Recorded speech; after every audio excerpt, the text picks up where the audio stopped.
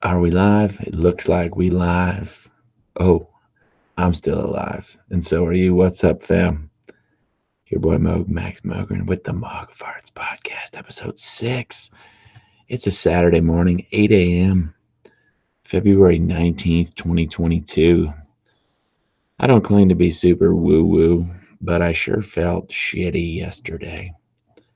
And I think it had something to do with the collective consciousness processing the Canadian government cracking down on Freedom Convoy protesters.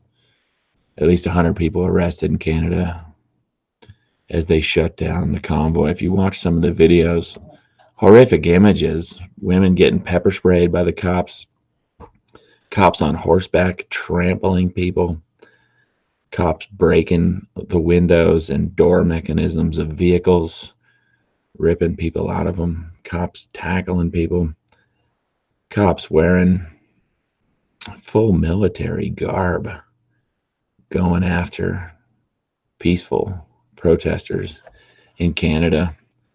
It's all over the news today, although we're not going to see it too much in the local news. Got a big show for you today. Big show for you today. Uh, Another headline from The Verge. This one just came out. How Facebook twisted Canada's trucker convoy into an international movement. A labyrinth of Facebook groups and right-wing media.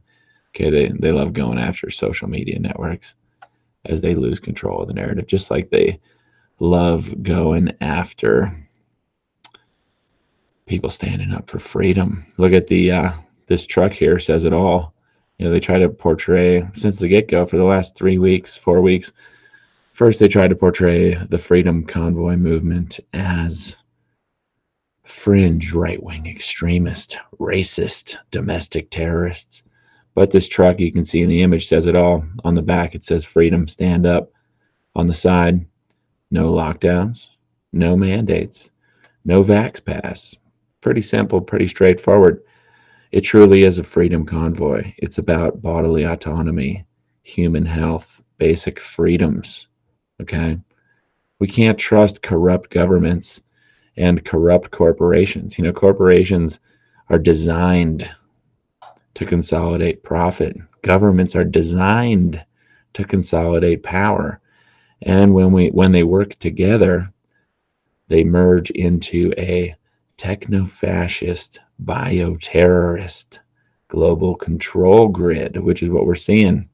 We're seeing with these protests, they shut down people's access to money, right? See all these cops there, all these cops. How many cops would show up at these protests if they weren't getting paid to bust skulls, to intimidate people? Okay, the system is set up to suppress dissent, whether we see it online or in real life. Sad to see the Canadian government cracking down on their citizens in such a horrible manner. I look back to the beginning of the pandemic back in March 2020, 2 years ago. And at the time when things got going, I was up in Canada. I love Canadians. I love Canadian culture, Canadian food, Canadian mountains. I was up there skiing on Rogers Pass. And while I was there, I was hanging out with Canadian ski bums. A lot of them living in vehicles a lot like that truck, camping out for free at the top of Rogers Pass. And I was hanging out with a great couple from Australia. I met up with them in Wyoming. The snow was pretty crappy around here, but they had bought an old GMC Safari van. A great couple uh, from Australia, from Tasmania, no less. God, it was cool to see them and learn about Tasmania and their life working at a ski resort in Australia. But they were traveling around in a little old, probably a $2,000 old van, no heat, doing the ski bum thing across the North American continent. And I helped them out. My buddy Will at the kayak shop hooked me up with them, and I helped them put a little diesel drip heater in their van. And then I encouraged them to go up to Canada. I was so inspired by their road trip. I decided, hey, you know what? I'm going to take my van up to Canada too. And it was so much fun. Such a joyous experience meeting people from other cultures, interacting with them. I remember sitting playing card games and drinking beers in the back of an old converted short bus, little school bus with some Canadian ski bums up there having so much fun. But then we heard the border was closing. And I had to cut my trip short. Now, my own personal, my own personal experience with the pandemic is nothing compared to a lot of other people's. But it has affected the last 2 years of blatant bullshit, has affected all of our lives in so many ways. So I just want to say thank you so much to everybody taking part in the Freedom Convoy movement globally, especially the brave Canadians, the selfless, brave Canadians who got this thing off the ground. Yesterday, I was feeling it. I was feeling the collective consciousness struggling with this bullshit as cops were cracking skulls up there in Canada. And I was watching live streams, and I couldn't, there's live streams on Instagram, Facebook, TikTok, all sorts of different streaming services. I was watching Press for Truth, his live stream. It was a cold, clear night. It looked so cold up there on the streets of Ottawa. It looked real cold. Crystal clear, blue sky at sunset. Coldest nights are the ones where you don't have that cloud layer, those high, wispy, lingering, spreading contrail cirrus layers proven to trap heat. Can't stress that enough.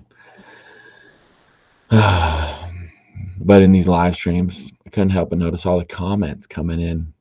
Just repetitive comments saying, go home, go home.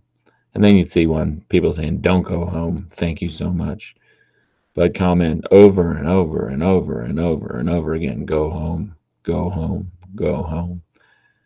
And if you click on the bio, you click on the person or bot, rather, making these comments, you quickly realize that the vast majority of these trolls commenting go home, expressing their support for the Canadian Gestapo in other ways, they weren't real people. They weren't real people. And that just shows you what we're up against. Techno-fascist bioterrorism. I have to say, Facebook, generally, I get Facebook bans and stuff, but the algorithms on Facebook are pretty good at giving you what you want. This is just a sampling of things I shared today while I was out having breakfast at the Yankee Doodle Cafe here in Alpine, Wyoming. Just sitting there goofing with the waitresses, reading the local rag. I'm still calling for a boycott of the local newspaper, and I'm going to dissect that a little bit in today's episode. Then we're going to read an excerpt on AIDS and HIV from Robert F. Kennedy Jr.'s best-selling book, The Real Anthony Fauci, Bill Gates, Big Pharma, and the Global War on Health and Democracy. If you haven't read it yet, I strongly encourage you to pick up a copy. I don't like supporting Amazon.com, but you can get it over there for $20.57. I've purchased it 7 times. I probably bought a dozen copies total. Anybody out there can't afford a copy of this book, if you promise to read it and share the information you learn and pass it on to other people, I will buy you a copy. It's worth it to me. It's one thing I can do to help make a difference in this world. My friend Eva Ordo bought her a copy, and she sent me a lovely t-shirt and some medicinal CBD. So if you want to transact with me, trade for trade, I will buy you a copy of this book. You don't have to send me anything, but maybe a nice little letter sharing your thoughts or, you know, something, whatever. The underground economy is what makes the world go around. Again, I don't like buying stuff off Amazon, just like I don't like supporting Facebook. But if I can get this book for $20.57 shipped with quick shipping off to you, I'm probably going to do it. Looking at random memes I shared on Facebook this morning. Babylon B from the 5th of February. Joe Rogan agrees to only spread CDC approved misinformation. And that kind of seems like Joe might be buckling a bit under pressure. His latest episode of The Experience, episode 1779, Michael Osterholm. Michael Osterholm makes me a little less proud to be a Minnesotan. He's a Minnesotan. Well, he's originally from Iowa, but lives in the Twin Cities. Director of the Center for Infectious Disease Research and Policy at the University of Minnesota. And this guy, man, you want to know the mainstream approach to the pandemic right now. You want to know the official spin coming from the technofascist bioterrorist establishment. Listen to that latest Joe Rogan. I listened to about half of it, and I'm going to listen to the rest of it today while skiing, because even though I don't trust Mr. Osterholm, even though I know that he's a piece of shit, I'm going to listen to what he has to say and critically analyze it. Who is this guy? Regents Professor, McKnight Presidential Endowed Chair in Public Health and Director for the Center of Infectious Disease Research and Policy, blah, blah, blah, blah, blah, at the University of Minnesota. November 2020, Dr. Osterholm was appointed by questionably elected President Joe Biden's 13-member Transition COVID-19 Advisory Board. From June 2018 to May 2019, he served as Science Envoy for Health Security on behalf of the U.S. Department of State. Author of New York Times bestselling 2017 book, Deadliest Enemy, Our War Against Killer Germs. 9-point strategy on addressing infectious disease threats with preventing a global flu pandemic at the top of the list. Dr. Osterholm is a member of the National Academy of Medicine and the Council of Foreign Relations, CFR. Okay, this guy's deep state insider. Blah, blah, blah. National Science Advisory Board on Biosecurity. In July 2008, he was named to the University of Minnesota Academic Health Center's Academy of Excellence in Health Research. In October 2008, he was appointed to the World Economic Forum Working Group on Pandemics. Okay. This guy checks all the boxes for being a bona fide piece of shit. World Economic Forum, we all know them. Great Reset, Event 201. The folks pushing the subscription-based service to immune systems on humanity. In this episode, what I've heard so far, he's talking about the HIV. All of a sudden, HIV's all over the news. Jeff Berwick, Max Egan, brilliant independent thinkers have been calling COVID COVAIDS for a long time. AIDS, of course, acquired immunodeficiency syndrome. Okay, this is a very serious situation. Interestingly, there's this push. It's in the local paper today, too. They're rolling back all the regulations, rolling back all the controls. And while we could see that as reason to celebrate, in reality, as we see up in Canada, the psychopathic, profit-driven, power-mongering pieces of shit like Michael T. Osterholm and his handlers are not giving up. Okay? They're still cracking down on dissent, cracking down on free speech. And I think we need to be aware, more cautious than ever, and when they start calling for lockdowns and mask mandates and stuff, that's when it's okay, call bullshit on that. When they start going the other way and saying, just going to have to learn to live with COVID. And by the way, get your free HIV test. My gut tells me things are going to get a whole lot worse from a public health standpoint, from a pandemic standpoint, before they get better. So when they start letting down the guard, it's time that we put our guard up when it comes to protecting our own health and the health of our communities, the health of our loved ones. So it reminds me of Standing Rock. Standing Rock over the Thanksgiving holiday in 2015, 2016, I forget exactly which year. The Obama administration said, "Oh, we're gonna do a environmental assessment on the pipeline, and you win, Standing Rock, you win." Okay, but then they went ahead with the bullshit anyway. Still continued to crack down on the protest. They made it out like it was over, just like they're making it out like the pandemic is over at this juncture. But I don't know, friends. Keep your head on a swivel. Keep your guard up. Don't freak out. But yeah. So yeah, Osterholm, Rogan. I'll be struggling through that one today. Speaking of Rogan, another meme I shared this morning on Facebook. You know, despite all the censorship there, they do give me what I want. Those algorithms know what I like. James Stewart published on February 10th. I wish there was as much outrage over Ghislaine's Maxwell client list as there is over a podcast comedian. Ain't that the truth? Some news out of Canada that my friend Samuel Lambert shared. Sam, great guy, very strong climber, drug my ass up Moonlight Buttress when he scented free climbing. Very impressive climber. But he shared this morning.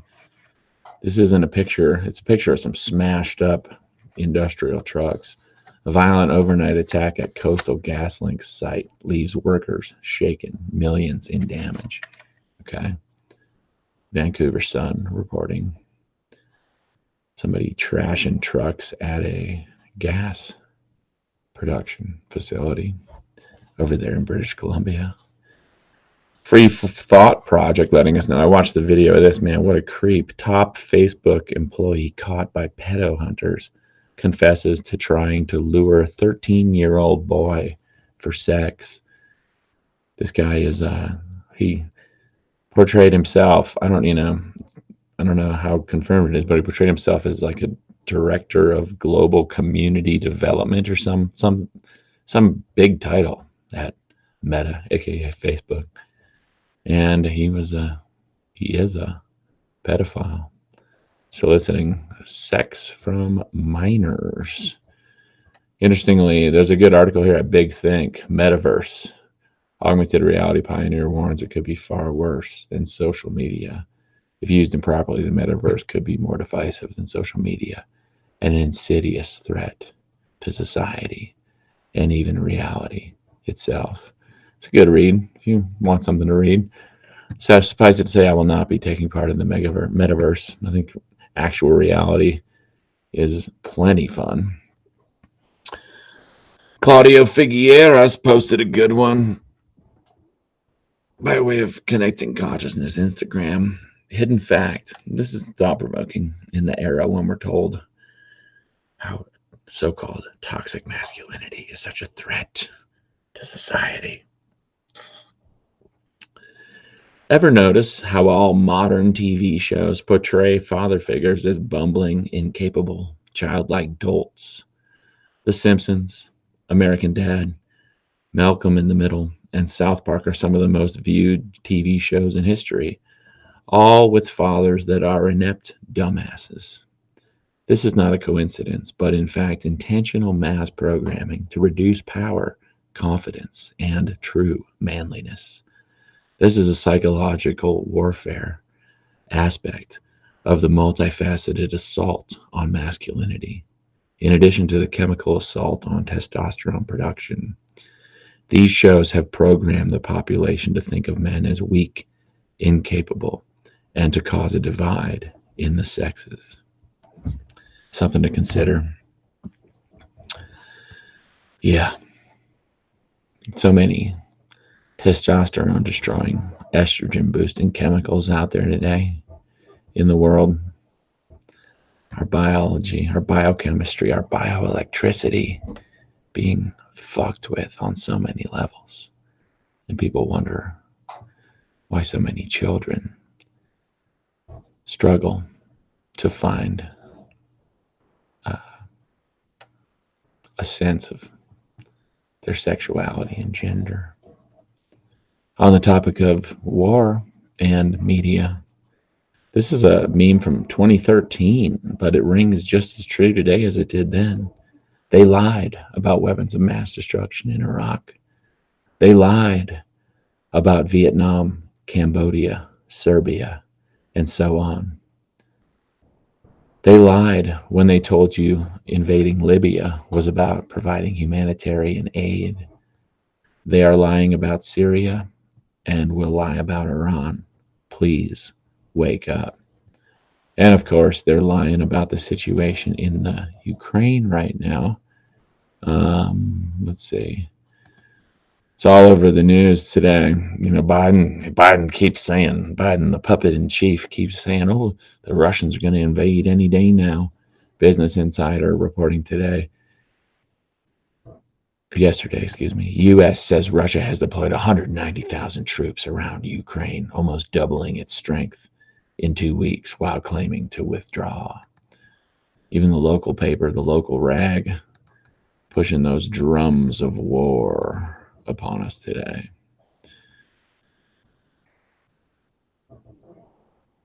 Another good meme, Thomas Barrett posted 7 hours ago. If you truly want to follow the science, then follow the silenced. And his comment there, a real good comment. Max Egan from Australia, the Crow House. Max Egan, brilliant anarchist thinker from Australia, now living with Jeff Berwick in Mexico, the dollar vigilante Jeff Berwick. Max Egan and Jeff Berwick, both those guys are a great place to start if you want to follow the real science. Judea Johnson, a wonderful lady out in the Bay Area. If you haven't followed her, you should. She's always posting good stuff. Real simple meme she shared 17 hours ago. Stop masking kids. So simple, so true, so poignant. You know, out in California, they're still in a state of emergency, apparently. But you wouldn't know watching all the celebs partying at the Super Bowl, would you? Super Bowl Sunday, then Monday morning, all the kids got to wear masks to go back to school.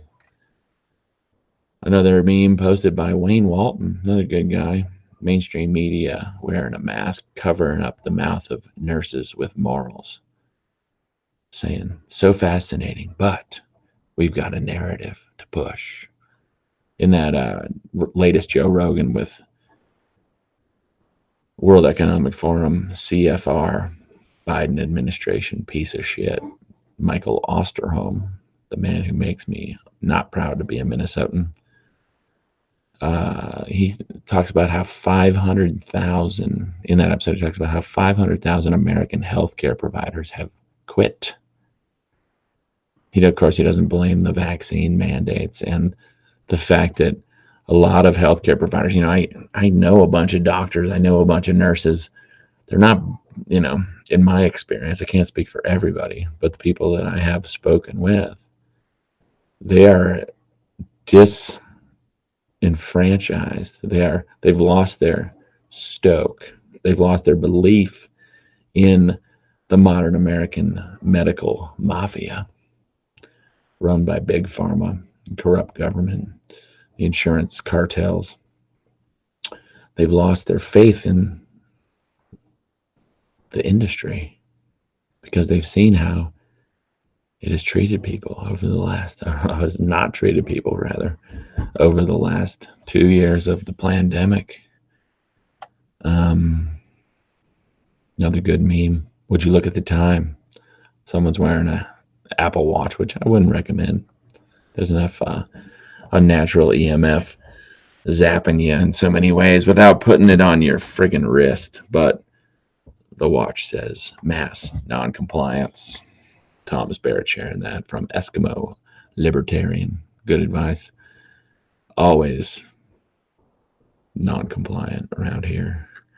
Jason K. Hirschman, another great guy, shared a good meme. Shows a truck parked up there on the streets of Canada. And it says, it's a George Orwell quote, all tyrannies rule through fraud and force. But once the fraud is exposed, they must rely exclusively on force. And that's what we're seeing up in Canada, aren't we? Oh, yeah. We all know that if a similarly large and disruptive protest movement pops off in the U.S., and I hope it does, the U.S. government is well versed in forcing its citizens to stop protesting.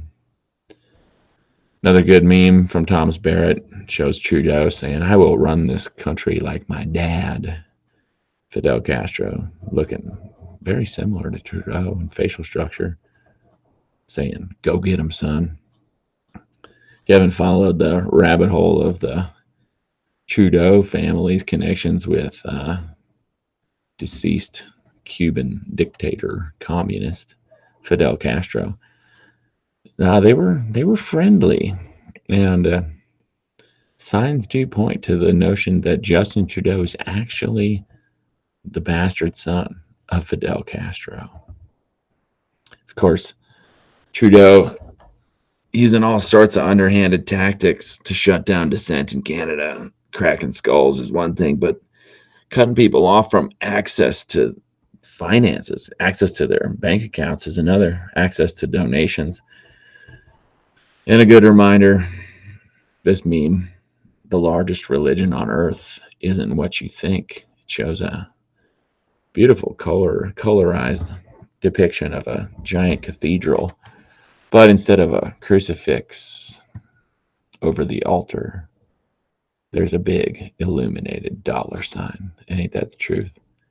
So many people think of themselves as so scientific and so selfless and so free thinking and progressive, but they don't realize that they worship artificially created, centrally controlled fiat conspiracy currencies that are issued by profit-driven, private, power-mongering central banks. Okay, we've been taught to worship money. And my old boss, Michael C. Rupert, had a good quote. He says, "Until you change the way money works, you've changed nothing." There's a lot of truth to that. We all know the monetary system is designed to make wealth trickle upward as opposed to downward. Good humor, satire from the Babylon Bee. Massacre as great white shark allowed to compete in the women's 500 freestyle.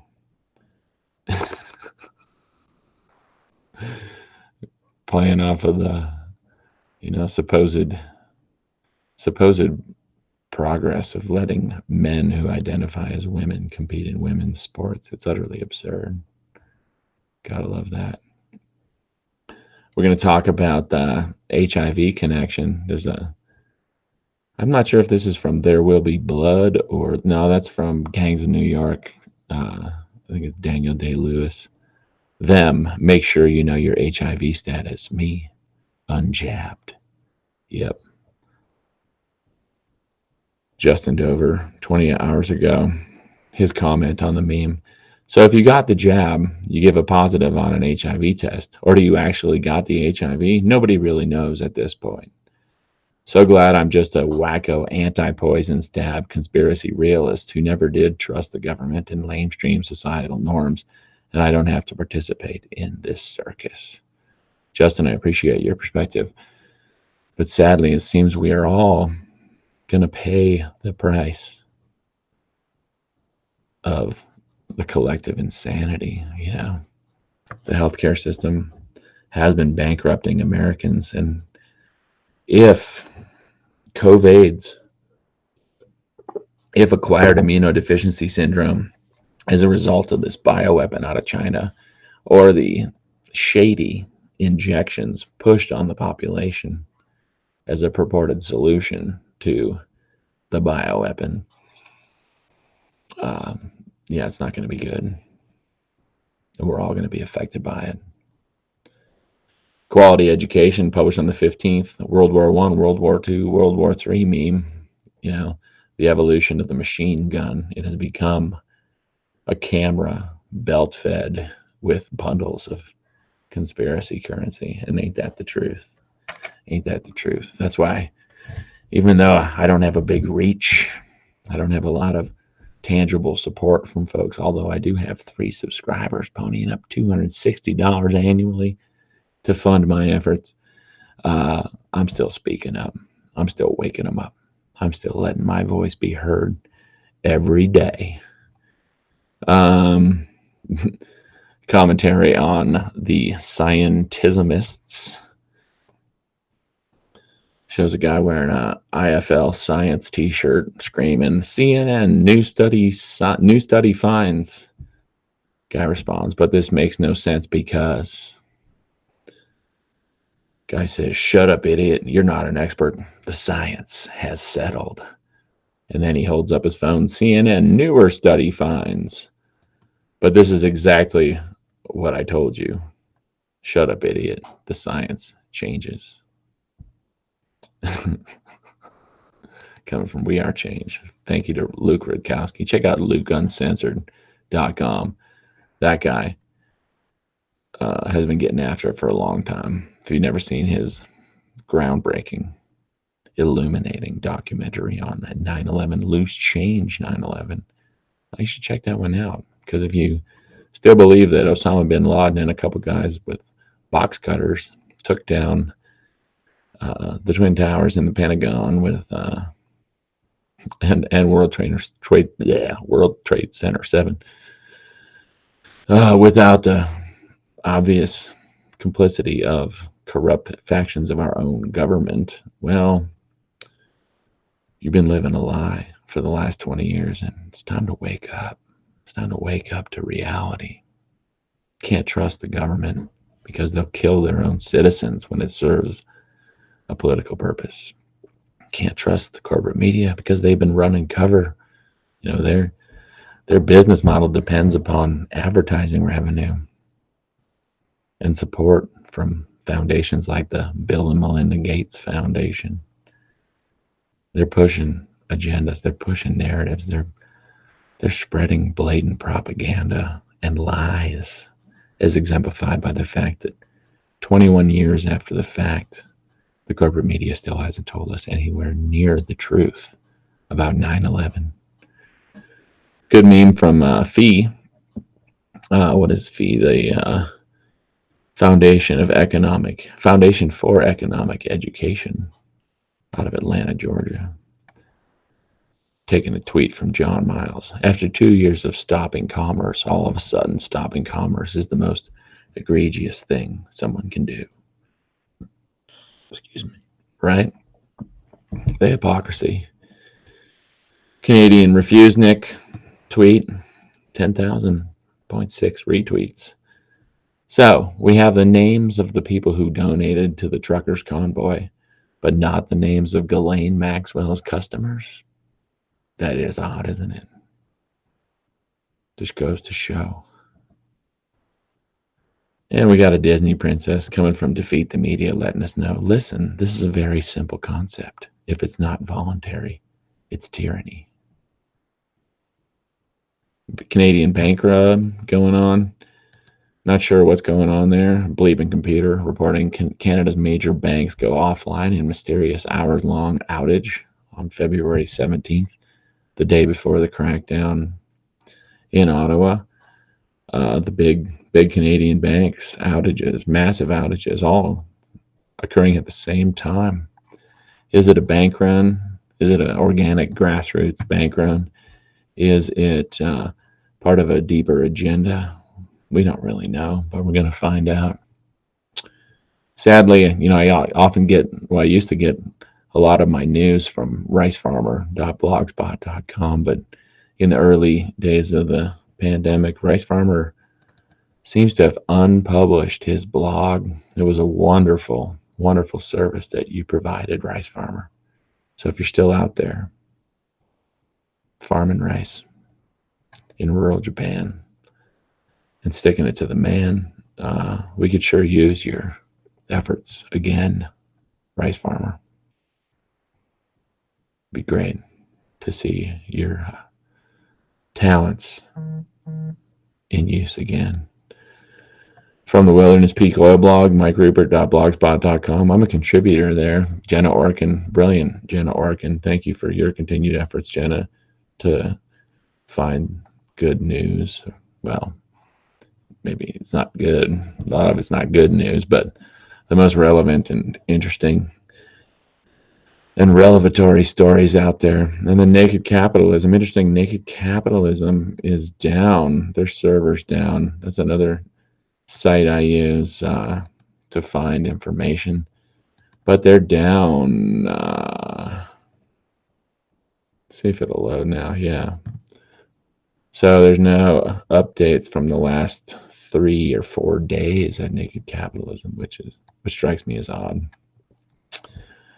One bit of potentially good news coming from the Science Times: a novel catalyst can turn carbon dioxide into gasoline 1,000 times more efficiently than existing methods.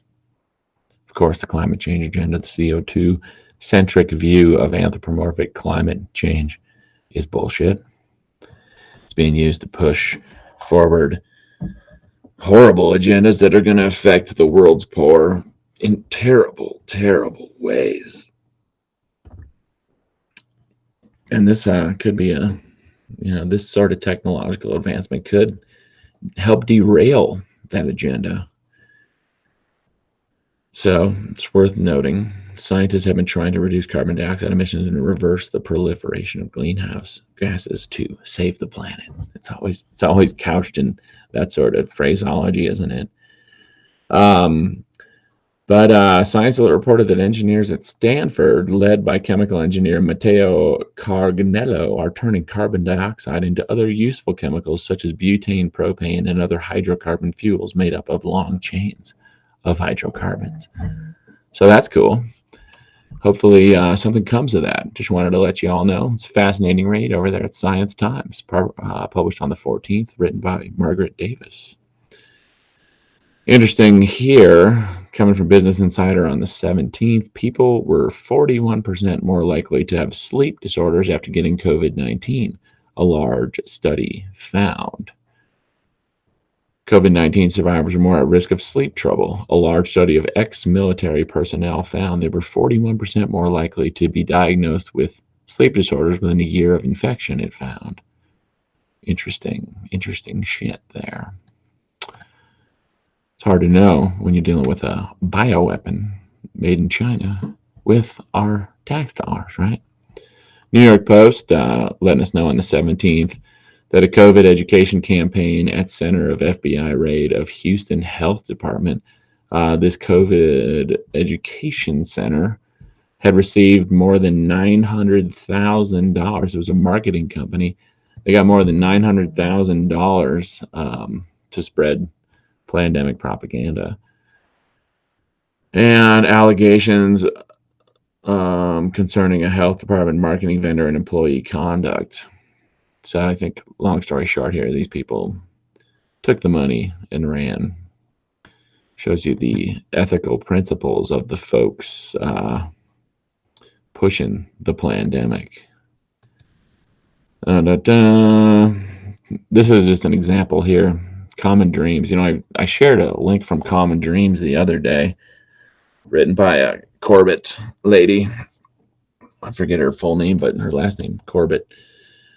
About how grotesque it was that the media is calling for war in the Ukraine, and it is grotesque. But this guy, John Pfeffer, what a kook. The suicide trucker convoy, the Freedom Convoy, when they put Freedom Convoy in quotes, that it's going to be some propaganda. wants to spread it. The Freedom Convoy wants to spread its anti-government, anti-social, and ultimately self-defeating messages far and wide. Dude, what are you talking about, John Pfeffer? Shame on you. Yeah, just blatant bullshit. The local paper, I'm calling for a boycott of the local paper. Sadly, they're still on their bullshit. 36 pages today. They're back up. They were down to 28. I was hoping that the boycott was having some impact. I'm still calling for this boycott. I want to encourage all y'all to take part in it. The paper, nonsense. Front cover, Teton Dems give session update. From abortion to transgender rights to critical race theory. Rep. Andy Schwartz warned of a growing split in the Republican Party as he updated Teton County Democrats on the state of affairs in Cheyenne. Okay. Whatever. Seems like, I pity the so-called progressives who are obsessed with skin color and genitalia in the midst of a global pandemic, the loss of freedoms, because it seems that they are suffering from trauma-based mind control.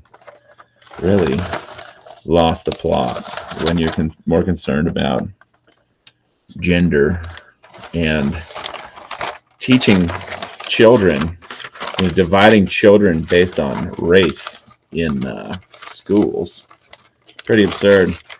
Interestingly, in the opinion section, the Jackson Hole Daily Today, weekend edition, it's all about censorship. And, one school district in McMinn County, Tennessee, called for the removal of the book Mouse, a cartoon, graphic novel about the Holocaust, using cats to exemplify the Nazis and mice to exemplify their victims.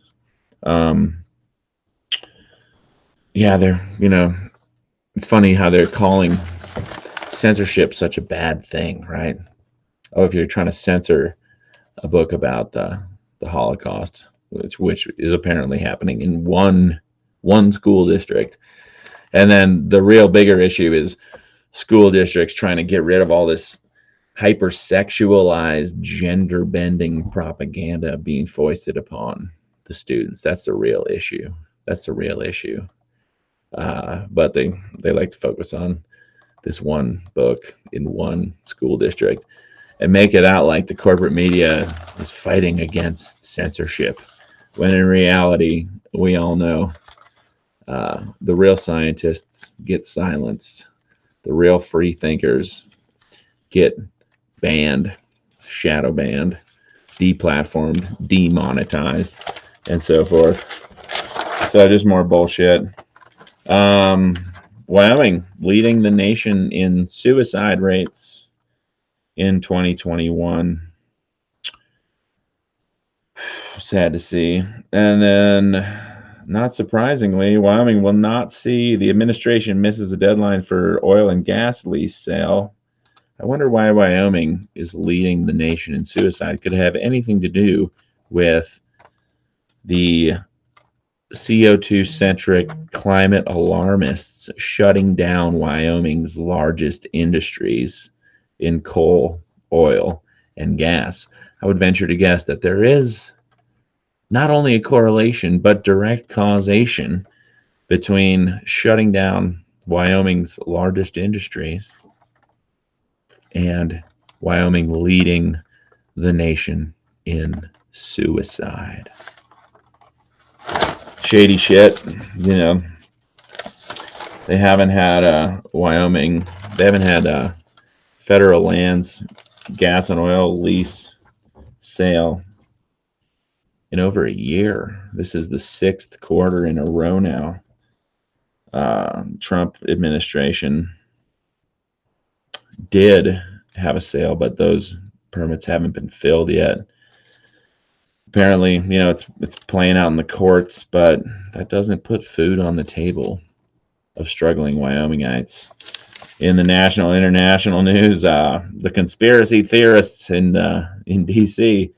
are saying how Putin is going to use false flags to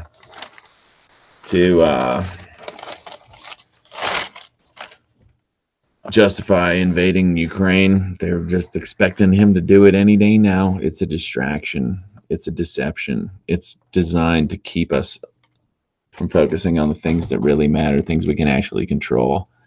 It's a classic example of Wag the Dog, as exemplified in the 1997 Hollywood blockbuster of that title, Wag the Dog. If you haven't ever seen it, give it a watch. It's worth it. You can get it for free from the Pirate Bay, I'm sure.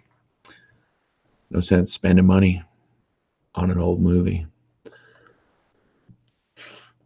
Interestingly, page 12, model, estimated 73% of the U.S. now Omicron immune.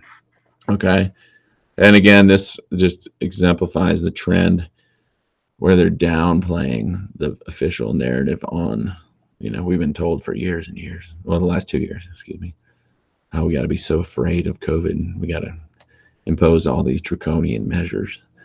But now they're calling for they say, now it's like, now they're saying, yeah, herd immunity does work, is essentially what they're saying. At the same time, they're telling us, get your HIV test.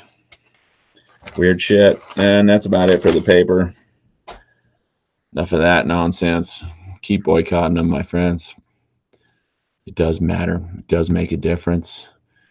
Now we're going to get into a little reading from RFK Jr.'s brilliant best-selling book. There's all this news on HIV, and it's interesting.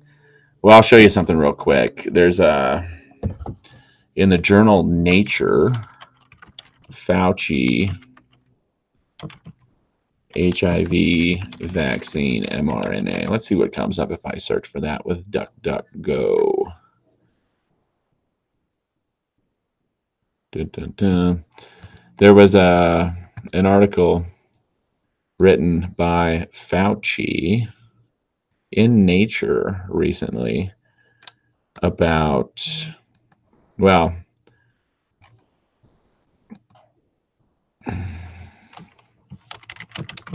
hold on. Dr. Fauci's publications. Anyway, if you look at, I can't find it today, but trust me, recently Fauci had an article pushing mRNA technology, and not surprisingly, Fauci owns a bunch of patents on, here we go. Fauci owns a bunch of patents on mRNA and its use, mRNA technology, vaccines, as related to HIV. Okay, I'll just talk about HIV and AIDS. Sorry, I can't find you that Nature article, but I'm going to read you guys a chapter from the Real Anthony Fauci. I want to just bring that up. Well, there you go. You can see 4.8 stars from 11,869 ratings on this book. Let me go ahead and close down my shared screen. Got the book here in front of me. I'm going to read you guys chapter 5, the HIV heresies, because it's important to note what we're up against here. A man living outside the circle of delusion which imprisons most men has a question of everyone he meets, usually asked silently. Can you get outside of yourself for even a split second to hear something you have never heard before? Those who learn to hear will enter a new world. That's a quote from Khalil Gibran, brilliant author. Now we turn to the words of RFK Jr. I hesitated to include this chapter because any questioning of the orthodoxy that HIV is the sole cause of AIDS remains an unforgivable, even dangerous heresy among our reigning medical cartel and its media allies. But one cannot write a complete book about Tony Fauci without touching on the abiding and fascinating scientific controversy over what he characterizes as his greatest accomplishment and his life's work. From the outset, I want to make clear that I take no position on the relationship between HIV and AIDS. I include this history because it provides an important case study illustrating how, some 400 years after Galileo, politics and power continue to dictate scientific consensus rather than empiricism, critical thinking, or the established steps of the scientific method. It is a hazard to both democracy and public health when a kind of religious faith in authoritative pronouncements supplants disciplined observation, rigorous proofs, and reproducible results as the source of truth in the medical field. While consensus may be an admirable political objective, it is the enemy of science and truth. The term settled science is an oxymoron. The admonishment that we should trust the experts is a trope of authoritarianism. Science is disruptive, irreverent, dynamic, rebellious, and democratic. Consensus and appeals to authority, be it the CDC, WHO, Bill Gates, Anthony Fauci, or the Vatican, are features of religion, not science. Science is tumult. Empirical truth generally arises from the tilled, agitated, and upturned soils of debate. Doubt, skepticism, questioning, and dissent are its fertilizers. Every great scientific advance in history, every transformative idea, from evolution to heliocentrism to relativity, met initial ridicule from the panjandrums of scientific consensus. As novelist and physician Dr. Michael Crichton observed, Dr. Michael Crichton, the guy that wrote Jurassic Park, here's a quote from him. Thank you, RFK Jr. Consensus is the business of politics. Science, on the contrary, requires only one investigator who happens to be right, which means that he or she has results that are verifiable by reference to the real world. In science, consensus is irrelevant. The greatest scientists in history are great precisely because they broke with the consensus. There is no such thing as consensus science. If it's consensus, it isn't science. If it's science, it isn't consensus. Period. End quote. Specifically, the original hypothesis on AIDS is an illustration of how vested interests, in this case, Dr. Anthony Fauci, using money, power, position, and influence, can engineer consensus on incomplete theories and then ruthlessly suppress dissent. The many thoughtful critics of Dr. Fauci's central canon offer various plausible but wildly divergent alternatives to the official orthodoxy that HIV alone causes AIDS.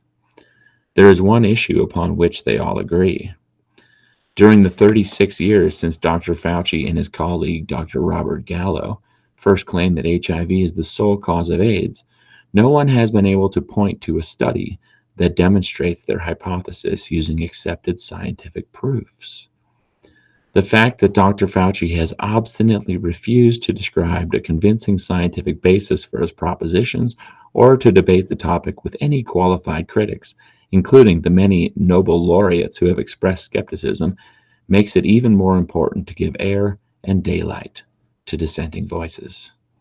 As an aside, setting aside the book for a second here, rest in peace to Dr. Luc Montagnier, the discoverer of the HIV virus, and a strong critic of Dr. Fauci, Dr. Gallo, and the notion that HIV is the sole cause of AIDS, who passed away recently. Rest in peace, Dr. Gallo. Or, not Dr. Gallo, rest in peace, Dr. Luc Montagnier, brilliant French virologist. Back to the book.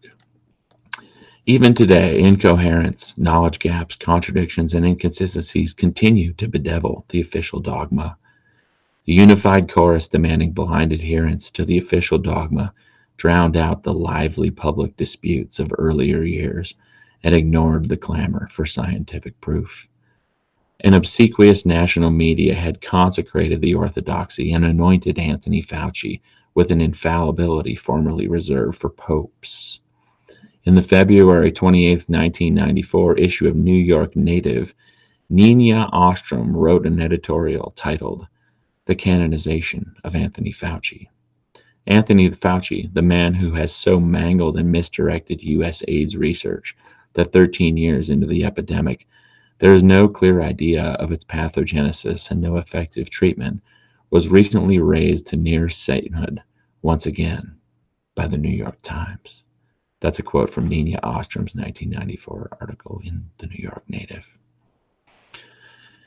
Instead of responding to critics by answering common sense inquiries, Dr. Fauci has cultivated a theology that denounces questioning of his orthodoxy as irresponsible, uninformed, and dangerous heresy.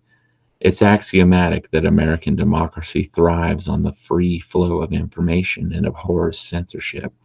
So Dr. Fauci's extraordinary capacity to ruthlessly silence, censor, ridicule, defund, and ruin prominent dissidents seems more congruent with the Spanish Inquisition or with Soviet and other totalitarian systems.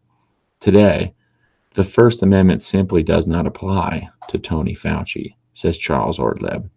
Any scientist who disputes his official cosmology or any of the canons that promote the orthodoxy that HIV is the one and only cause of AIDS is dead in terms of the rewards and sustenance of science.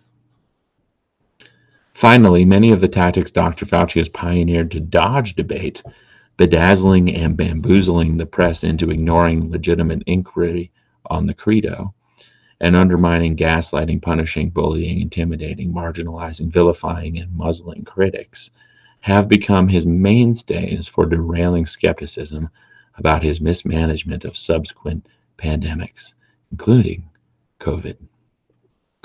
So without attempting to draw conclusions about the underlying HIV/AIDS disputes, it is worth reviewing the weapons Dr. Fauci honed during his natal struggle to construct and fortify a scientific theology.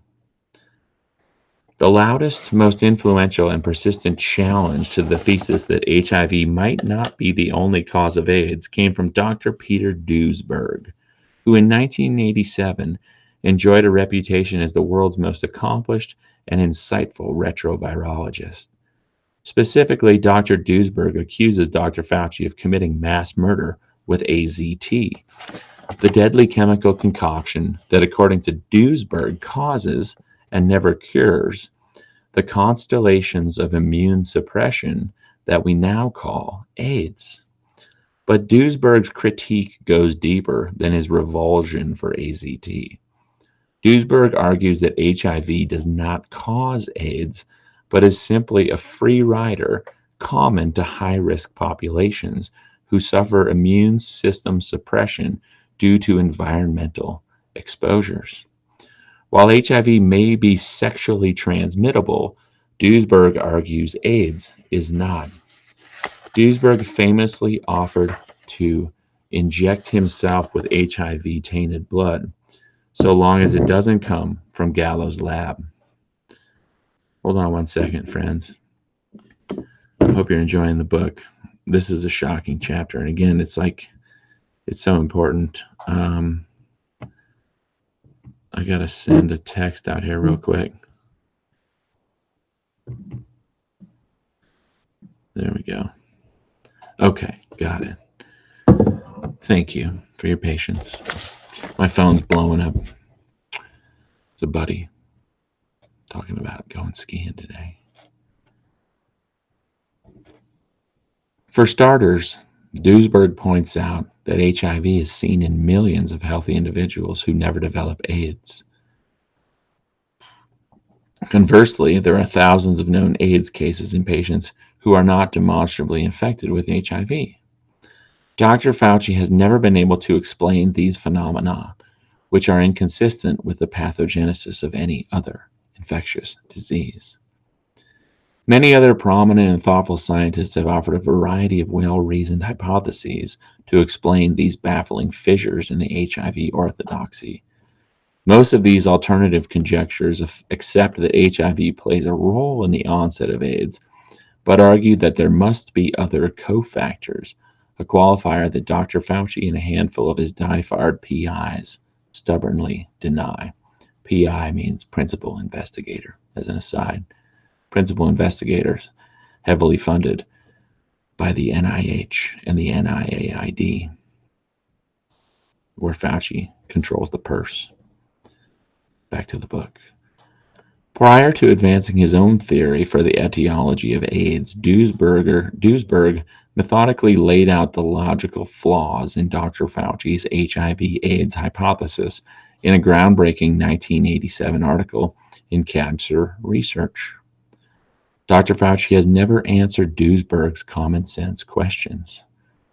In his subsequent book, Inventing the AIDS Virus, Duesberg, in 724 riveting pages, expands his dissection of the hypothesis' flaws and outlines his own explanation for the etiology of AIDS. For those subsumed in the theology that HIV is the sole cause of AIDS, Dr. Duesberg's critiques seem so outlandish that they automatically debase anyone who even considers them. It's telling, then, to discover how much traction his arguments have among the world's most thoughtful and brilliant scientists, including many Nobel laureates, perhaps most notably Luc Montagnier, who first isolated HIV. To date, Dr. Fauci has been able to silence, but not to answer or to refute, Duesberg's thesis. I restate that I take no side in this dispute. It seems undeniable to me that the dissidents have raised legitimate queries that should be researched, debated, and explored. I believe public health officials have a duty to answer these sorts of questions, and I yearn to hear those arguments in an energized debate. Dr. Fauci's aggressive censorship campaign and his refusal to debate arouse my suspicion and my ire. It brings to mind George R.R. Martin's observation that entrenched powers remove men's tongues not to prevent them from telling lies, but to stop them from speaking the truth. If any of Duesberg's revelations are solid, his story has momentous relevance today, as the removal of his tongue illustrates the capacity of the pharmaceutical cartel in league with self-interested technocrats to exaggerate and exploit viral pandemics, to foist toxic and dangerous remedies onto a credulous public, to promote self-serving agendas, even those with terrible outcomes, with the complicity of a fawning and scientifically illiterate media. Duesberg and others charge that by stifling debate and dissent, Dr. Fauci milled public fear into multi-billion-dollar profits for his pharma partners while expanding his own powers and authoritarian control. The resulting policies, they say, have caused calamity to global economies and public health, and vastly expanded the pool of human suffering. The first time that someone, Dr. Tom Cowan, a physician from Northern California, suggested to me that HIV was not the sole cause of AIDS, I dismissed the comment as ridiculous. I had watched many HIV-positive friends die of AIDS during the 1980s and 1990s. I personally knew two of the celebrities, Arthur Ashe and Rudolf Nureyev, whose pioneering deaths from AIDS shocked the world at the epidemic's dawn. It seemed self-evident that HIV was the culprit. I had no idea that the supposition was controversial.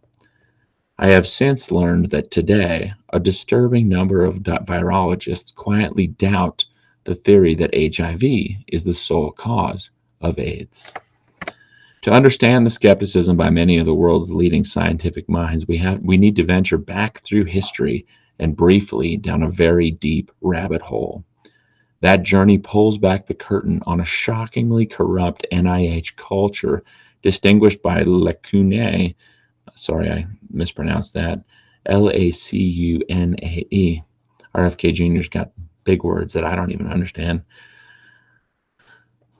That journey pulls back the curtain on a shockingly corrupt NIH culture distinguished by lacunae that most Americans associate with politics, not science, cutthroat ambition, backstabbing duplicity, and moral bankruptcy.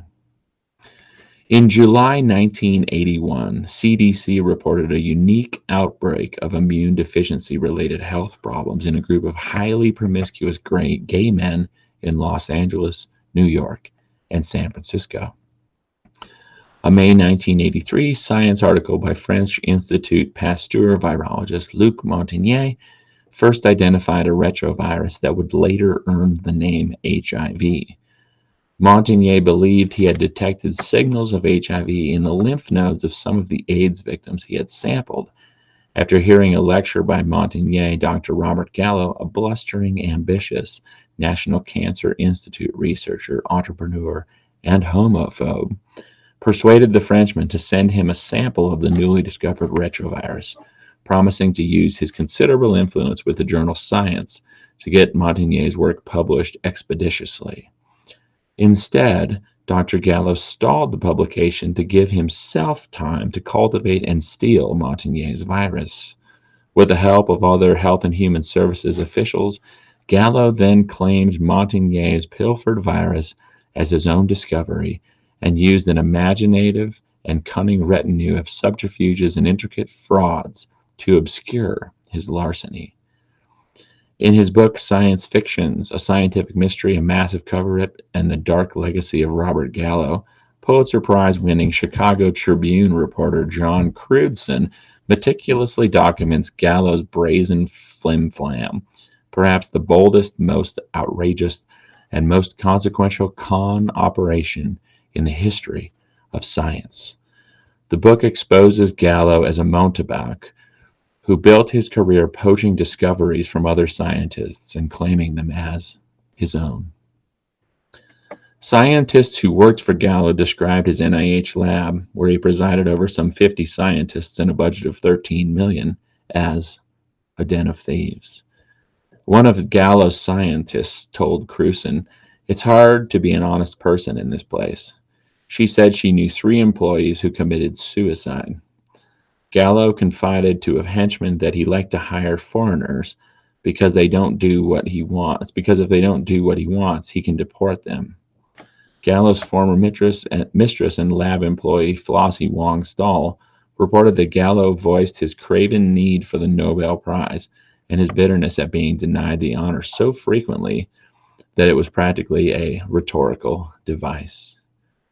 It was natural that Gallo found a powerful and reliable ally in Tony Fauci. Gallo's proof that the cause of AIDS was a virus, as opposed to toxic exposures, provided the critical foundation stone of Dr. Fauci's career.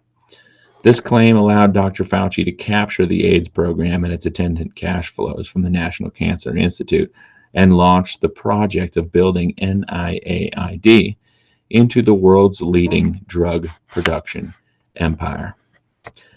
On April 23, 1984, Gallo recruited his boss, HHS Secretary Margaret Heckler, to lend credibility and weight to his dramatic announcement. Heckler took the stage before a packed scrum of international press. "Good afternoon," she told the world. "Ladies and gentlemen, first, the probable cause of AIDS has been found, a variant of a long-known human cancer virus." She pointedly added, "Today we add a new miracle to the long honor roll of American medicine and science." Heckler's participation at Gallo's press event was important stagecraft because it gave the imprimatur of NIH's institutional gravitas to a theory that had not been subject to peer review. Only later did the public learn that NIH allowed Gallo to delay the announcement until he had personally patented an antibody kit that he claimed capable of detecting HIV. He had developed the test at taxpayer expense. Crudson writes that Gallo conspired with a CDC official, James Curran, to improperly certify Gallo's test as equivalent in quality to a far better test developed by Montagnier. Gallo would make himself a millionaire from his innovation while fanning fears of the presumably deadly virus, which coincidentally drove sales. A subsequent lawsuit over Gallo's swindle by the French government ultimately forced Gallo to disgorge half his proceeds. Gallo's premature announcement pioneered a new strategy of science by press release that would become a familiar mainstay in Dr. Fauci's arsenal of narrative control, culminating in the COVID-19 pandemic. The journal Science did not publish Gallo's paper until over a week after his spectacular TV press conference. At the time, Gallo's tactic marked a severe breach of professional scientific etiquette. This gimmick assured that nobody could review Gallo's work prior to his proclamation. Both Dr. Gallo and Dr. Montagnier, who had devoted their careers to studying retroviruses, were cancer researchers. Before the appearance of AIDS, both men had vainly strived to implicate retroviruses as the culprit in leukemia. In 1975, before he ever published a paper on the subject, Gallo gained national headlines when he publicly announced his discovery of the human retrovirus HL23 that he claimed caused leukemia. He told colleagues he expected to win the Nobel Prize for his detection of HL23 in human leukemia cells. He didn't. Major labs around the country were intensely interested in HL23, but when they requested samples from Gallo, he ordered subordinates to damage the infected cells before sending them out, to make them useless for research by others. Leukemia incidence was exploding at the time, but ethical elasticity apparently insulated Gallo against qualms about purposely delaying vital research during a global pandemic. Other scientists complained that they could not reproduce Gallo's success. Subsequently, two groups of U.S. researchers specifically made a monkey out of Gallo's discovery, if not Gallo, by proving that HL23 virus was actually a humiliating laboratory contamination consisting of a melange of three viruses from a gibbon, a woolly monkey, and a baboon. Instead of a Nobel laureate, Gallo became a laughingstock. Undeterred by mortification, Gallo declared that a so-called HTLV virus, which he also claimed to discovered, he had stolen the work of Japanese researchers, according to Crutzen, was the cause of AIDS. Puzzled that he could not reproduce Gallo's results, another AIDS researcher working with gay patients asked Gallo if the discrepancy was because Gallo might be studying a different risk group. Was your patient a Haitian, a hemophiliac? The scientist queried. It was a fucking fag, replied Gallo. Wow. When asked to address Duesberg's announcements that about the HIV/AIDS hypothesis, Gallo often dismissed Duesberg's objection because Gallo suggested Duesberg was gay and or mentally disturbed. In reality, Duesberg is straight, insane. Quote from Gallo, Duesberg comes to meetings with guys with leather jackets and the hair and so on in the middle. I mean, that's a little bit odd. Doesn't it speak of something funny?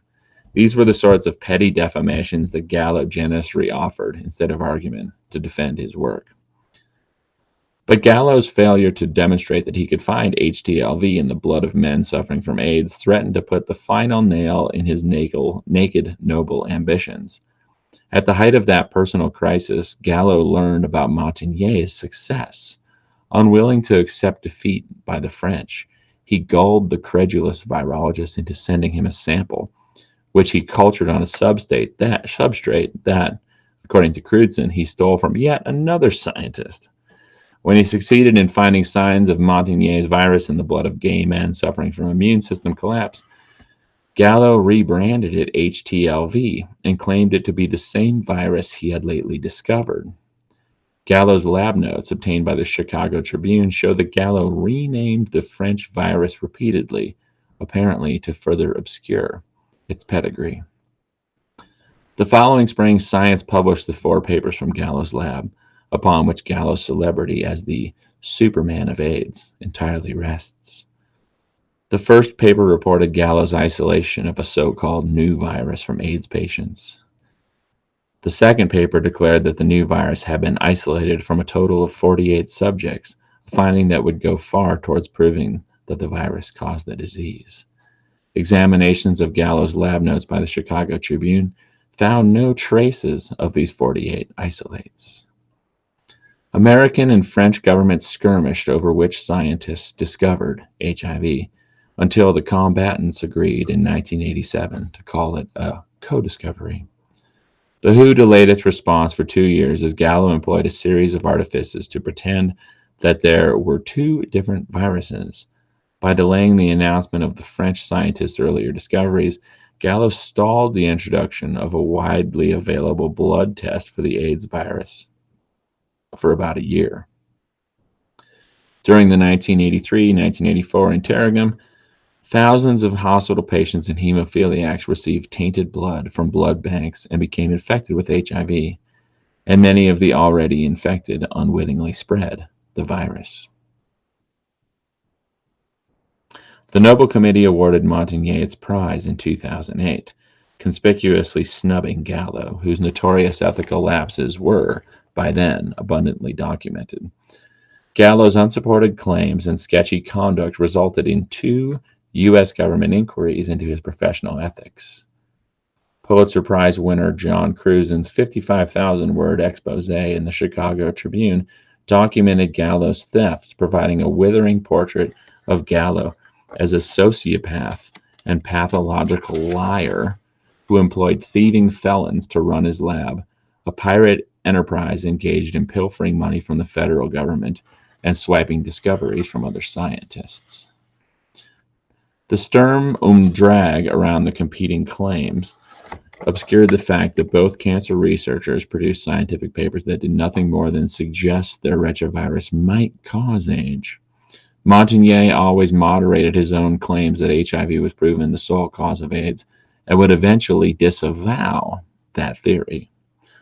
Recalling how public revelations about Bob Gallo's acrobatic chicanery during his efforts to link leukemia to HIV had nearly destroyed Gallo's career, Nobel laureate Kary Mullis, rest in peace, Dr. Mullis, who unfortunately died in August 2019, just before the COVID-19 pandemic, noted, quote from Kary Mullis, HIV didn't suddenly pop out of the rainforest or Haiti. It just popped into Bob Gallo's hands at a time when he needed a new career. Duesberg later said, he stole the fake diamonds from Luc Montagnier. Pouring concrete on confirmation bias. But like Dr. Fauci, Gallo had both the PIs and press in his pocket.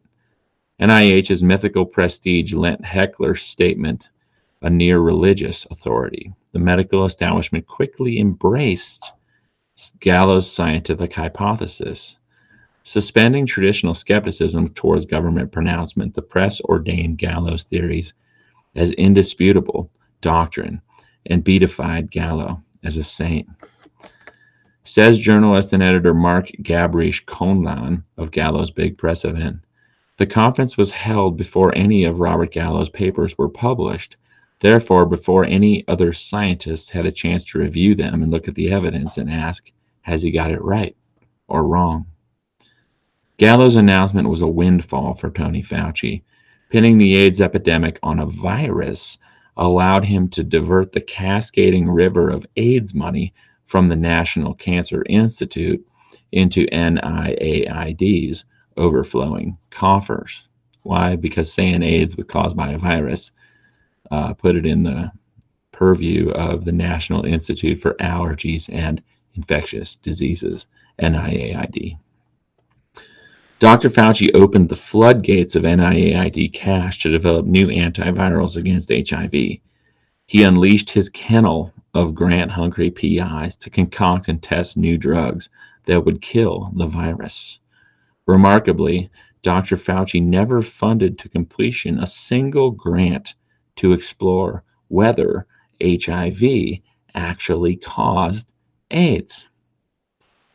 Federal law requires that NIH's grant review committee be composed of true peers, independent outside scientists knowledgeable about a given proposal's subject matter to assess the application on its scientific merit. Ignoring those laws, Dr. Fauci began populating these committees with his own PIs. Researchers who reliably supported Dr. Fauci's orthodoxy watched their applications sail through the approval process. But scientists seeking to research ideas that departed from official doctrine encountered impenetrable obstacles. In 1988, a veteran NIH awardee, Seymour Grufferman, had his first experience with the new regime. Grufferman, the former chairman of NIH's review committee, had submitted a proposal to study the phenomenon of chronic fatigue syndrome, a touchy subject potentially threatening to the dominant cosmology, since many of Dr. Fauci's critics believe that chronic fatigue syndrome is non-HIV AIDS. I never got scores like that before, Grufferman told Hillary Johnson, author of Osler's Web. My data sheets were atrocious. When he protested to Dr. Fauci, he recounted, Dr. Fauci was nasty. Dr. Fauci's tsunami of research money poured the concrete of confirmation bias onto Gallo's hypothesis. NIAID's PI army welcomed the fierce new bug hunt around this novel medical mystery. Thousands of health science PhDs seeking government grants rushed to study the virus. Historian Tyree Michael recounts. Dr. Fauci's PIs became the fierce guard dogs of the pervasive HIV/AIDS orthodoxy. Nobel laureate Kary Mullis knew the effect of NIH funding on cementing official dogma. Quote from Mullis, all the old virus hunters from the National Cancer Institute put new signs on their doors and became AIDS researchers. U.S. President Reagan sent up about $1 billion just for starters, noted Mullis, who in 1993 won the Nobel Prize in Chemistry for his invention of the PCR technique. And suddenly, everybody who could claim to be any kind of medical scientist and who hadn't had anything much to do lately was fully employed. Thanks to Fauci. The end of science. According to Mark Gabrish Conlin, the Department of Health and Human Services decided from now on we're only going to fund AIDS research that assumes that Robert Gallo's virus is the cause. Dr. Fauci will not fund research into any other possibilities. Therefore, those scientists who might have wanted to critique Gallo's papers would not be able to do so, at least not with anything supported by the federal government, which is virtually all science in this country today. From that moment on. For 36 years, Fauci targeted all federal grants towards a single pathogen theory of AIDS. The Little Emperor Fauci made NIAID the go-to agency for AIDS research grants and spent lavishly so long as grant writers towed the official line about the purported viral cause of AIDS, the only hypothesis for which NIAID would provide funding. He used his awesome leverage to discourage inquiry into the multifactorial hypothesis. The PIs that he funded became his ideological commissars.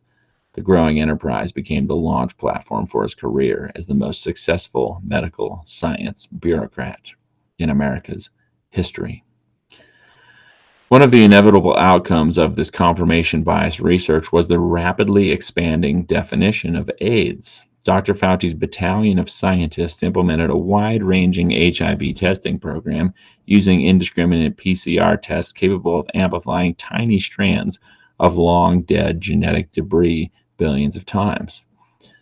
The PCR test could not identify active HIV infection. Mullis, who invented the tests, pointed out that the PCR was capable of finding HIV signals in large segments of the population who suffered no threat from HIV and had no live HIV virus in their bodies.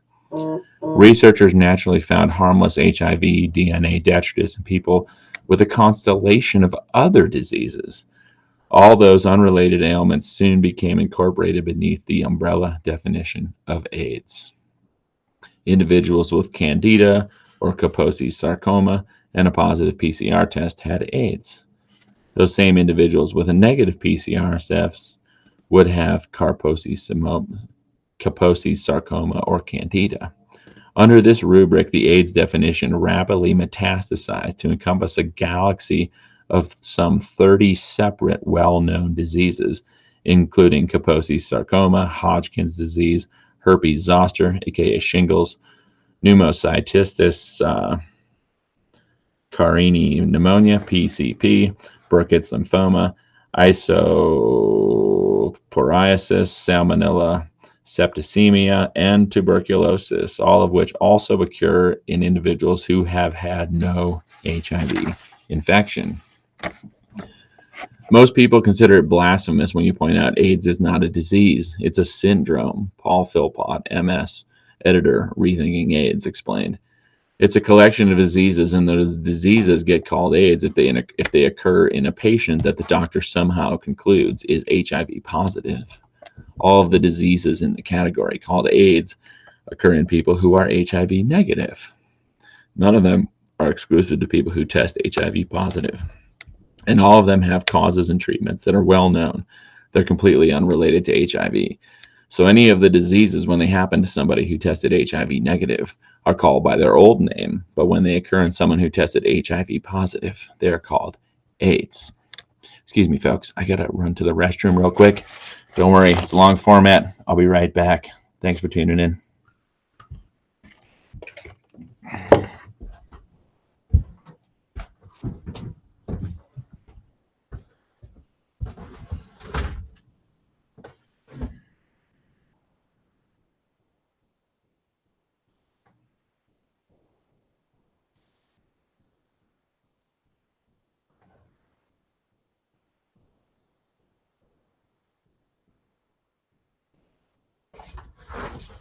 Good boy. Yes. Good boy, doctor. Okay, I'm back. Thanks for your patience. You can see Loki Dog there making a cameo appearance. I know, but I'm almost done. Actually, I still got 17 pages to read, buddy. Yeah, I know. Oh yeah. Loki wants to go skiing.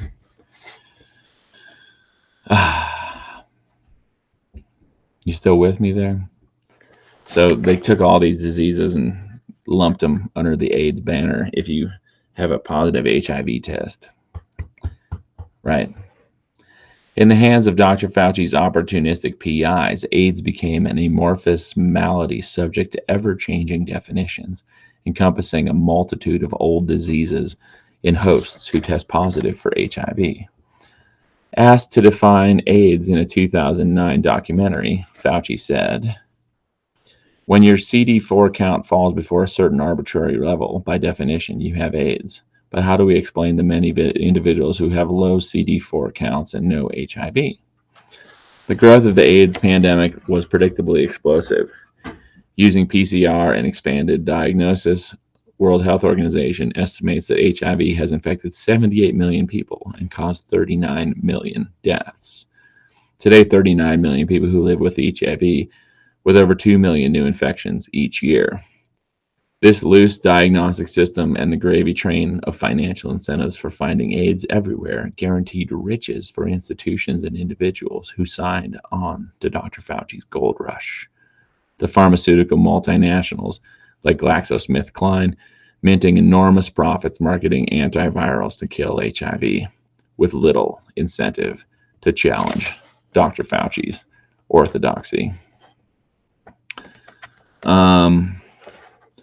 Then he goes into a whole chapter on Africa's AIDS bonanza. I'm going to skip ahead a little because it is a long book and we're already at an hour and a half here. I strongly recommend people get the book.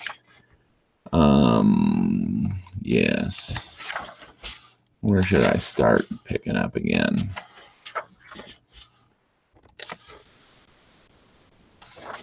You got to read it because there's pretty conclusive evidence. There's Loki Dog in the background. There's pretty conclusive evidence that everything we know about HIV and AIDS is a lie. And as we're being told all this, there's all this push to get people HIV testing, this push to promote the notion that we're in the midst of a new AIDS epidemic caused by HIV. in reality, we might be in the midst of a VAIDS epidemic, vaccine-acquired immunodeficiency syndrome. Okay, I'm going to skip ahead to the last couple pages here of Chapter 5 of the book. The spread of AIDS in the United States post-1985. Dr. Rebecca Colshaw, a mathematical biologist and former AIDS researcher, went from unquestioning believer to converted heretic. The initial irony that captured her attention was the paradox of the preventative curve. It is, she observed, indisputable fact that neither AIDS nor HIV have spread like they were predicted to. The predicted heterosexual AIDS explosion never happened, and even to mention this prediction now is almost taboo, as it is clearly an embarrassment to the AIDS establishment if HIV has not spread at all, but rather it has remained constant in the population since its detection. In Western countries, AIDS has never broken away from its original core pool of homosexual men and drug addicts. That limit defies the pattern of every infectious and sexually transmitted disease throughout history. By definition, there can be no viral disease that does not break out of risk groups, popper-consuming gays, and those addicted to and frequently using hard drugs. This is especially true for HIV because, as Dr. Fauci's acolytes claim, this is supposed to be the most infectious virus that has ever existed. Assuming that is true, it is baffling that the virus did not frequently spread to women through sexual contact and did not affect all people all over the world equally.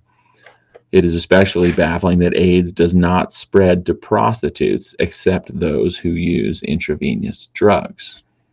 The fact that AIDS does not obey the accepted rules that have reliably governed every other plague known to mankind is, Duesberg says, just more evidence that HIV is an innocent bystander or a passenger virus. Okay? You got to read the book to get the full story. But basically, long story in a short. Long story, extremely short. They took HIV. Luc Montagnier discovered HIV, said it might have some connection to AIDS. Robert Gallo stole Montagnier's discovery of HIV and said it was the sole cause of AIDS. In reality,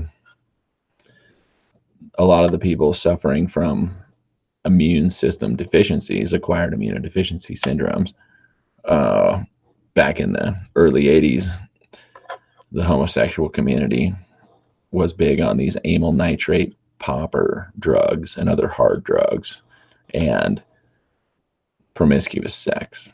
No disrespect to homosexuals in general. That's just how, those are the populations. The hard drug users, the popper users, and the extremely promiscuous people were the ones who were suffering from acquired immunodeficiency syndromes and dying. And it was largely the poppers and the unhealthiness of the lifestyle in general that was doing it. But they blamed it on the HIV virus. And then encouraged people to get tested for HIV. When people got tested for HIV, they said you have AIDS, and they put them on AZT, which is a super toxic chemotherapy drug that basically caused AIDS-like symptoms in the people that took it and killed the people. So they pretended HIV was the problem. They prescribed this super expensive, super toxic, dangerous drug that killed people, and then they blamed it on AIDS, in a nutshell. Back to the book. Last page and a half of chapter 5. Enforced consensus in a sea of dissenting voices. The press long ago stopped reporting voices of dissent, but you now know those voices are real. It's like dying in outer space, Ortleb told me. No one can hear you scream. But before questioning the orthodoxy became career suicide, some of the world's most prestigious scientists expressed such skepticism. It's worth revisiting some of these voices. We do not yet know how HIV causes AIDS, said Dr. John Coffin of Tufts University, a member of the international committee that named the virus. He told that delegates at the 6th International Conference on AIDS in June 1990. Dr. Shai-Ching Lo, director of AIDS pathology at the U.S. Armed Forces Institute, of Pathology from 1986 through 2008 insisted that HIV could not be the sole cause of AIDS. In 2002, Dr. Bruce Evott, CDC's director of the Division of Hematology, lamented that the CBC went to the public with statements for which there was almost no evidence. We did not have proof it was a contagious agent. That's a quote from Dr. Bruce Evott, 2002, CDC director of the Division of Hematology. In September of 2004, Reinhard Kurth, former director of the Robert Koch Institute, one of the pillars of mainstream AIDS research, conceded in Der Spiegel, we don't exactly know how HIV causes disease. In 1987, physiologist and MacArthur Grant winner Robert Root Bernstein told ABC correspondent John Hockenberry that he does not believe that HIV is necessarily the cause or the sole cause of AIDS. Quote from Robert Root Bernstein. I've had people tell me bluntly that I agree totally with your viewpoint that there are probably other things involved, that HIV can't cause AIDS by itself, that maybe you can get AIDS in the absence of HIV. But I'm not going to risk my $1 million of funding by saying that. That's a quote from Robert Root Bernstein in 1987. Harvard Nobel Prize-winning molecular biologist Walter Gilbert told Hockenberry, the major thing that concerns me, like calling HIV the cause of AIDS, is that we do not have a proof of causation. That's our major reason for being concerned. Gilbert also said the problem with the HIV theory is the argument that all causes of AIDS are all associated with the virus, and there is an inference made that all people with the virus will ultimately come down with AIDS. That's, of course, not known to be a fact. South Africa's pioneering AIDS researcher and physician, Dr. Joseph Sonnabend, chimed in, quote, the harm in the whole notion of the speculation being presented as fact is that if the speculation proved to be true, that means that research on whatever is truly going on has been neglected, and this, of course, with a disease like AIDS, can be translated into the loss of tens of thousands of lives.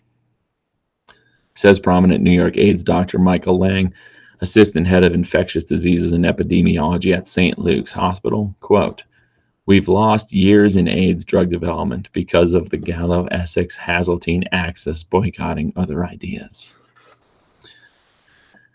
This chapter has outlined a meager skeletal description of just a few of the most common critiques of the hypothesis Dr. Fauci defends at all costs. Interested readers may find much more eloquent and thorough investigations in a number of books by various authors. Perhaps the best of these is mathematician Robert Colshaw's Science Sold Out. Colshaw was an AIDS researcher who slowly became disillusioned by the gaping chasms in the HIV/AIDS hypothesis and by government corruption in maintaining the orthodoxy. Her book offers a sociological explanation as to how the theory was anointed by the media and scientific community. Other important books are Duesberg's Inventing the AIDS Virus, Lauritson's book, The AIDS War, Osler's Web by Hilary Johnson, and Harvey Biley's Oncogenes, Aneuploidy, and AIDS. I also recommend The Deconstruction of the AIDS article by Yale mathematician Serge Lang, and an insightful chapter titled Fear and Lawyers in Los Angeles in Carrie Mullis's Dancing Naked in the Minefield. That's a great read. Dancing Naked at the Minefield, by the way. I bought that, read it, and then gave that copy to my dad for Christmas. Back to the book. Instead of civilly debating these dissidents and writers and common sense questions posed by Duesberg and other critics, Dr. Fauci's strategy has been to exercise his frightening capacity to silence dissent and mangle reputations. History may credit him as the progenitor, even the inventor, of cancel culture. My purpose here is not to take sides, much less to resolve disputes that have so far defied resolution for decades. Rather, I'm sharing something few people have been allowed to know, that there is a dispute, and that Tony Fauci has not allowed study that might resolve it. My hope is to chronicle Tony Fauci's role as high priest of an orthodoxy that today supports a multi-billion-dollar global enterprise. Over the years, Dr. Fauci has deflected and evaded scientific debate and transformed theories into quasi-religious dogma, punishing and silencing dissent the way the Inquisition published heresy. America's doctor has never given the American taxpayers or American sufferers or American AIDS sufferers, 53% of whom are, in the United States, people of color, proof that AZT or its successive antivirals provide beneficial impacts on mortality. It seems fair, if not dangerous, to ask for that proof. So that's the end of that chapter. He's got 145 footnotes in that chapter. Then chapter 6, he goes on burning the HIV heretics. Another great read. Another long chapter. If you haven't read this book, I can't recommend it enough. Sorry I cut that chapter short. I'm sure some of y'all were intrigued by it, but I got to get my day going. I got to go pick up a sheet of plywood and paint it for the van I'm working on. And then I'm going skiing with my buddy Tofty. And gonna make it a great day. 9:41 a.m. here. We're an hour and 41 minutes into the show today. Again, if you haven't seen the book, The Real Anthony Fauci, I'm going to try to find a copy of that first book he mentioned in the chapter 2, Science Sold Out. I really want to find this Google. Let's see if Google's got it. Nature Journal article, Fauci HIV vaccine developments. Dun, dun, dun. I really want to find that and share it with y'all. Oh, here we go. This might be it. Victories against AIDS have lessons for COVID-19. Anthony Fauci on 4 decades of progress against HIV and what's needed for the future mRNA vaccine. Now, here we go. So remember, there's no actual real scientific consensus on whether or not HIV is the cause of AIDS. But we got Fauci here in Science, November 2021, letting us know, in his opinion, a safe and effective HIV vaccine has been elusive so far, but even a moderately effective vaccine could, together with the rest of the toolkit, bring an end to AIDS as a major health concern. It's likely that one could build on some of the tools and platforms used for COVID-19 vaccines. mRNA technology, including mRNA and optimizing immunogens to prompt the most effective immune response. Entering the 5th decade of AIDS, the challenge to researchers is to work with at-risk communities to deliver treatment and prevention to everyone in the world who needs them. It all sounds fine and dandy, unless you know a little bit more about the real Anthony Fauci and how this shit goes down.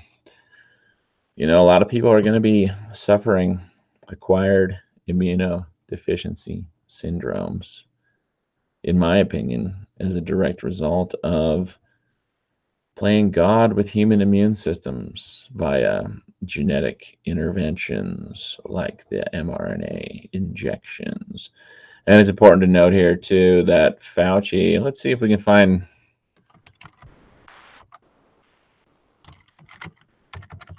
Anthony Fauci patents, AIDS, HIV vaccines, mRNA. Fauci's got patents. Fauci's got patents. Well, I already showed you that. Abstract method.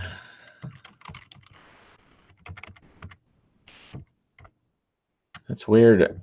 I found a page that was all about mRNA injections. Let me read this real quick. These are all Fauci patents going back to 97. He's got quite a few.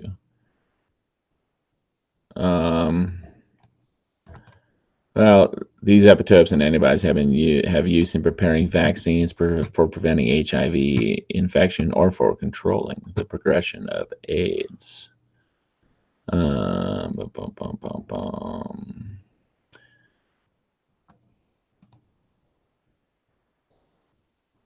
Long format, my friends. Long format. I remember looking at, I think it was this page.